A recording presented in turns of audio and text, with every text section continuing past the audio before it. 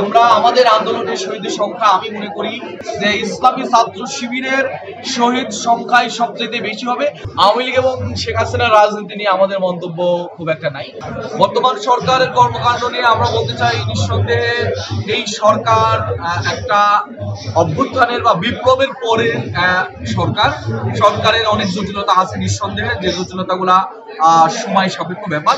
তবে কিছু বিষয় আছে যে সরকারকে দ্রুত উদ্যোগ গ্রহণ করা উচিত বলে আমরা মনে করি। এর ভিতরে গুরুত্বপূর্ণ হলো এই 24-এর আন্দোলনে যারা গণহত্যা সংগঠিত করেছে আওয়ামী লীগ এবং তার দোসর বা ছাত্রলীগ সহ আওয়ামী লীগের অঙ্গ সংগঠন, তাদের বিচার এখনো হয়নি। বিচারের দাবিতে সরকার খুব একটা ভূমিকা এখনো শুরু করেনি। সেটা আমরা চাই মানুষের নিত্য প্রয়োজনীয় দ্রব্যমূল্যের দাম ঊর্ধ্বগতি এটা নিয়ন্ত্রিত হোক এবং মানুষ যেন বিচার থেকে বঞ্চিত না হয়। বিশেষ করে 24-এর যে ঘটনাগুলো সংঘটিত হয়েছে, এই ঘটনার যারা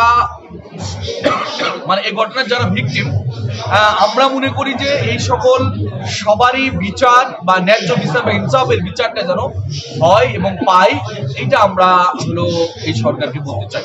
আওয়ামী লীগ এবং শেখ হাসিনার রাজনীতি নিয়ে আমাদের মন্তব্য খুব একটা নাই।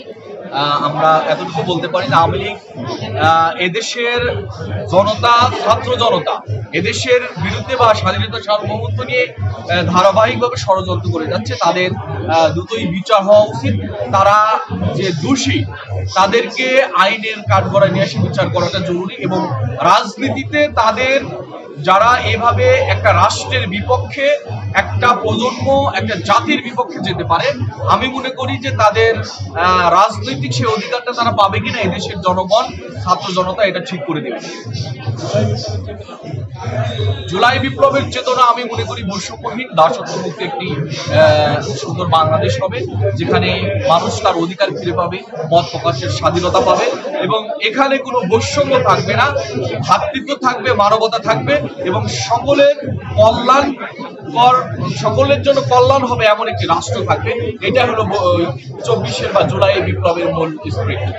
দেশের ছাত্র জনতার উদ্দেশ্যে বলতে চাই যে ছাত্র জনতা যেভাবে ফ্যাসিবাদের এই বিরোধী আন্দোলনে যেভাবে ভূমিকা রেখে একটি ফ্যাসিবাদ মুক্ত বাংলাদেশের স্বপ্ন এঁকে দিয়েছে প্রত্যেক মানুষের মনে মনে, এখনো সে ফ্যাসিবাদীরা ষড়যন্ত্রে লিপ্ত। তাদের ব্যাপারে আমাদের আরো ঐক্যবদ্ধ থাকতে হবে এবং ঐক্যবদ্ধ প্রচেষ্টার মাধ্যমে আমরা একটি সুন্দর সমৃদ্ধ বাংলাদেশ গড়তে পারি। সেই বাংলাদেশের স্বপ্ন নিয়ে আমাদের সকলকে এগিয়ে আসতে হবে।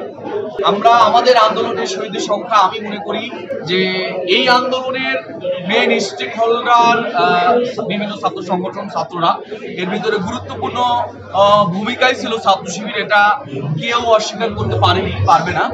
আমরা সেই দৃষ্টি দিয়ে এতটুকু বলতে পারি যে ইসলামী ছাত্র শিবিরের শহীদ সংখ্যাই সবচেয়ে বেশি হবে।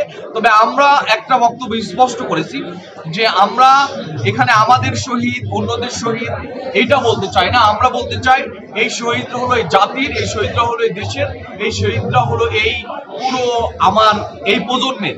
কাজেই আমরা আমাদের শহীদ, আমাদের সংখ্যা, তাদের সংখ্যা বলে এই যে ভাগ করে নেওয়া, এই ভাগের পক্ষে আমরা দিতে চাচ্ছি না।